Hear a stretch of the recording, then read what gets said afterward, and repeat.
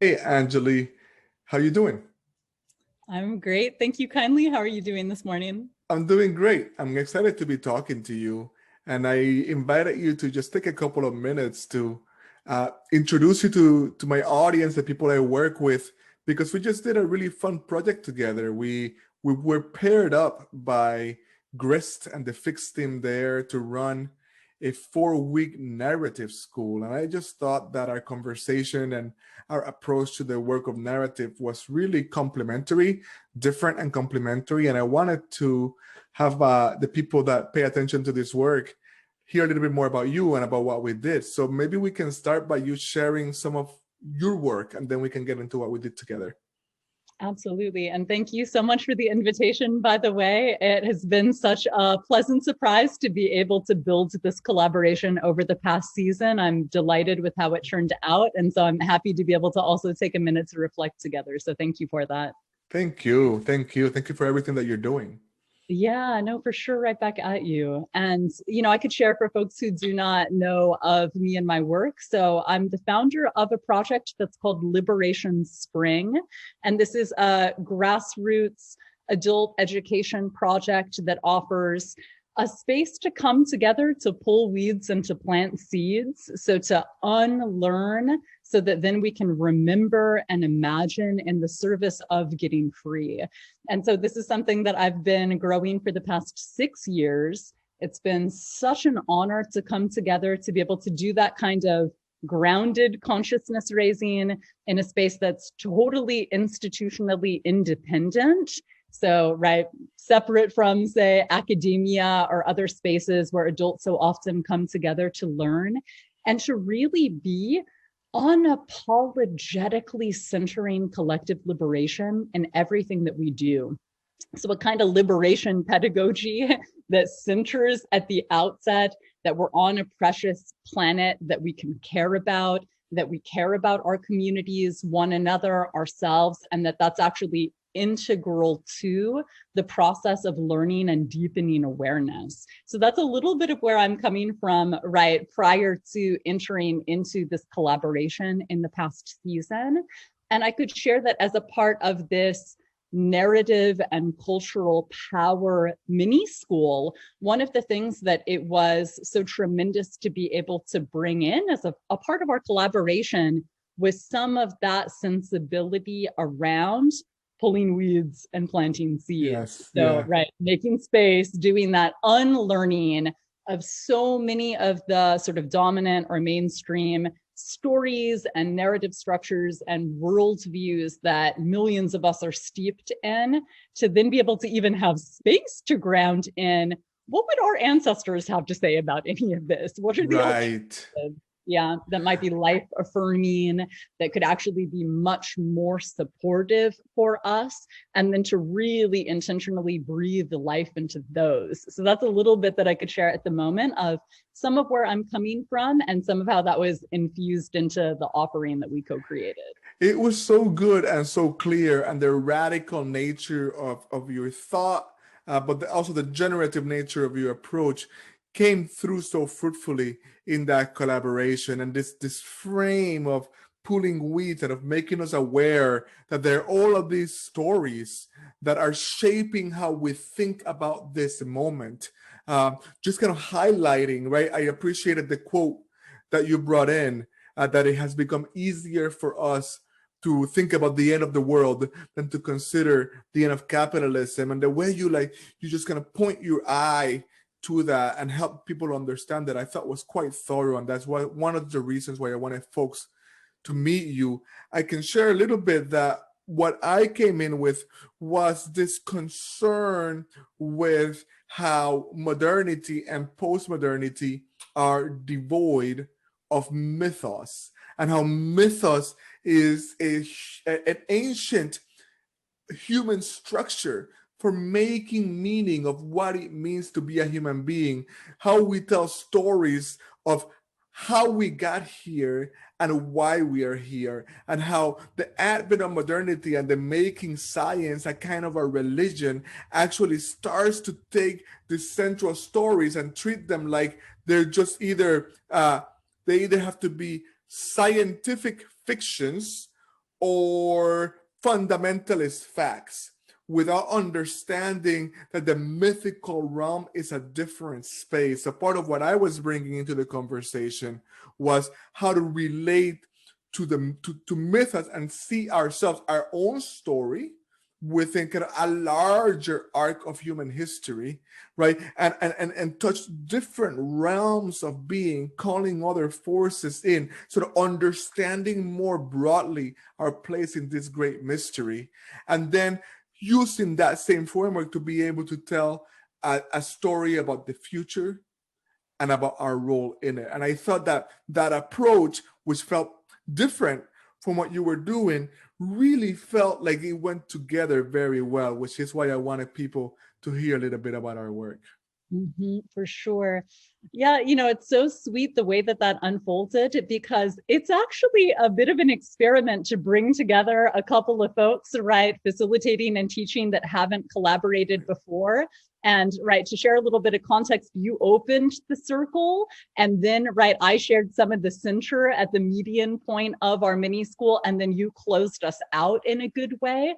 And so exactly what you were just speaking to was such an auspicious beginning for the work that we descended into, if you ask me, and also such a grounding way to be able to close out, right, with that visionary sensibility that I just heard you speaking to, right, really grounding in the futures that are rooted in where we are coming from prior to, say, maybe advertising co-opting our storytelling, right, or these other industrial incentives or motives stepping in, right, and saying, oh, we'll fill this gap, no problem, we've That's got right. stories to tell you, and then right, selling us things accordingly. And so that big picture that you just named is so supportive and so indispensable for people to really be able to more broadly perceive the forest, so to speak, and not just maybe the campaign they're working on in this moment, or perhaps reducing cultural power to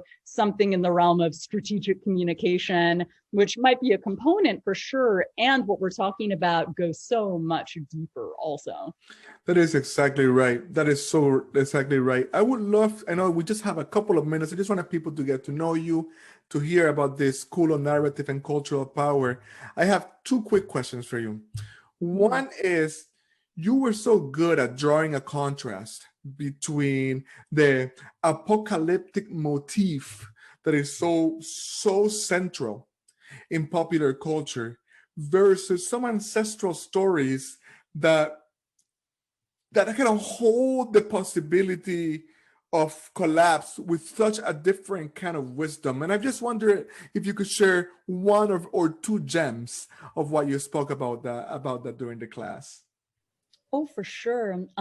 You know what is one bit of a gem on that front that's a gift that can keep on giving in so many different spaces is etymology, really tending to the language that we use. Where does it come from? What is it rooted in? Are there other possibilities for languaging that we can use in our storytelling?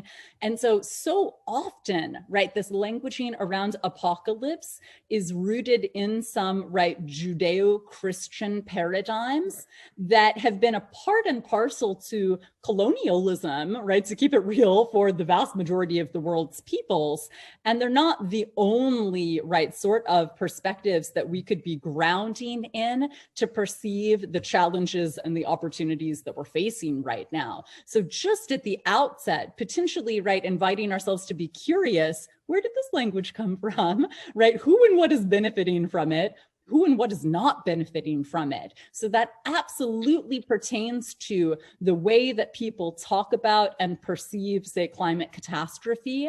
And that also can translate into so many other areas also. So just to ground a little bit more specifically in that instance, of course, when it comes to our loved ones that are confronting sea level rise right now, and so many of the impacts of climate catastrophe right now, what they are experiencing might feel apocalyptic if we want to play with that languaging.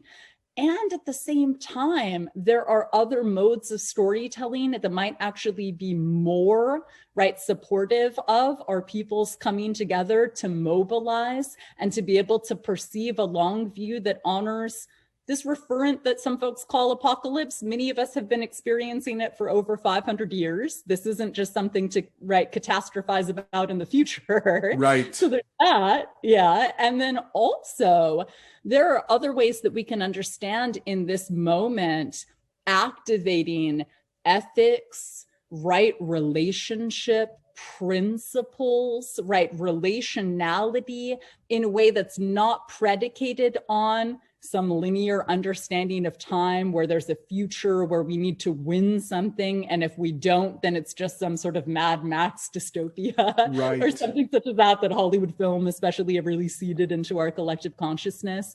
And so these are just a few of the things to start to kind of scratch the surface of, right, some of what's at stake there, some of what is at play there, with sincerely inviting folks to set down that apocalypse storytelling to see what other narratives might be more liberatory.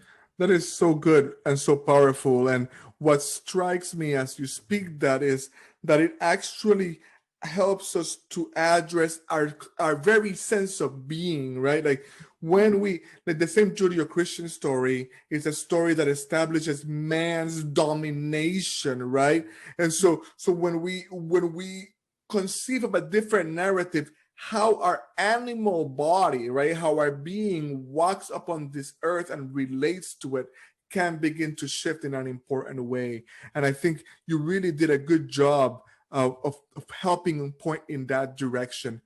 The last question I have, with some concern about a little bit of time, is I am working and I'm in relationship with the good folk at the Center for Cultural Power. Mm-hmm. And they do a lot of narrative strategy work. But what differentiates them from other narrative strategy work is that they are first and foremost centering the role of the artist, right, in helping to shift culture by helping to tell a different story. And as far I maybe you are a working artist, I'm not. I feel like my design work can be artistic, and I try to bring that ethos to the work. But in a traditional manner, I'm not an artist, and so I think you're more of an educator. And I'm wondering if you have, what are your thoughts about the role of the artist in this kind of shifting of culture and shifting of the story? What a beautiful question. Thank you for sharing that. I wonder if I wouldn't be surprised if some of your audience might be familiar with this idea of our lives and the way that we live our lives being one of the ultimate forms of artistic practice. And so there's, right, what gets translated to the page or to the canvas. And then there's that potentially being practice for this ultimate, right, form of devotion to creativity.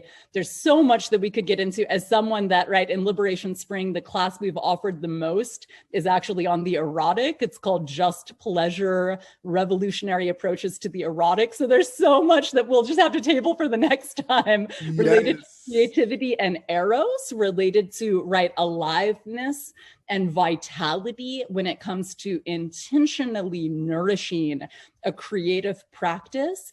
For me, for sure, that's in part about wordsmithing so far in life. Absolutely. And then also more broadly, as someone who is, right, a caregiver, as someone who is a survivor, right, really centering life collectively, mine and that of my beloveds, as the ultimate sort of canvas that I have been painting on over the course of my life. So that's a little bit of how I approach that. I felt goosebumps to move through my body as you answered that question. That means the world, and it is truth. Thank you so much, Anjali, for this time now, for daring to jump into a partnership that neither of us knew, with neither of us knowing each other, just kind of following intuition and trust, the willingness to say yes. Is there anything that you want our listeners, viewers to know before we say goodbye for now? Thank you so much for those kind words and for that question. Well, I also want to express my sincerest gratitude to you for also showing up to that invitation. Again, what an amazing challenge to be gifted, right, by the folks at Grist. And so I'm so delighted that that was able to unfold the way that it was. And I would also just share, so if folks would like to check out some of the offerings that I share in community around this, they're welcome to have a look at liberationspring.com. And then more broadly, I just want to extend the sincerest invitation to our listeners to tend to cultural and narrative power in whatever way might be aligned within your work, within your purpose, within your life more broadly. There's tremendous power there. It's a gift that can absolutely keep on giving. So I hope that folks continue to engage that topic. Ache, thank you very much. More to come.